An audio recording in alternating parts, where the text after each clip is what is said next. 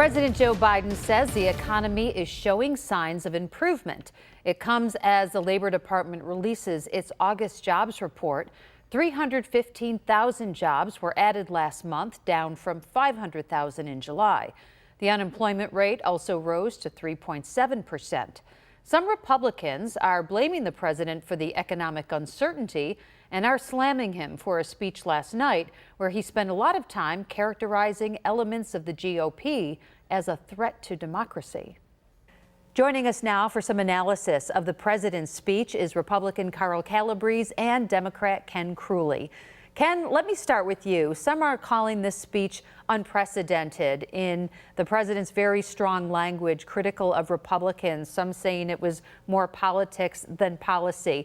How did the speech strike you in terms of tone and content?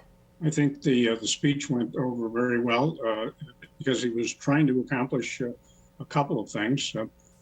He's genuinely concerned, as many Americans are, about threats to our democracy that continue as Donald Trump and the MAGA Republicans promote the fact that they believe that the election was stolen the last time. Everybody knows it wasn't. I've never heard a president, again, attack voters and do it in a way that he did it. I was dumbfounded. I mean, the terminology he used, that Republicans are against the Constitution and against the Republic and against free elections and called us semi-fascist. Terrible. Just terrible and very unbecoming to the office of the presidency. What do you think was the president's motivation for doing this speech at this time? I think that he is concerned that the public needs to understand that some of the candidates that are running this year are going to extend the anti-democratic, and I mean that with a small d, attitude of the populace.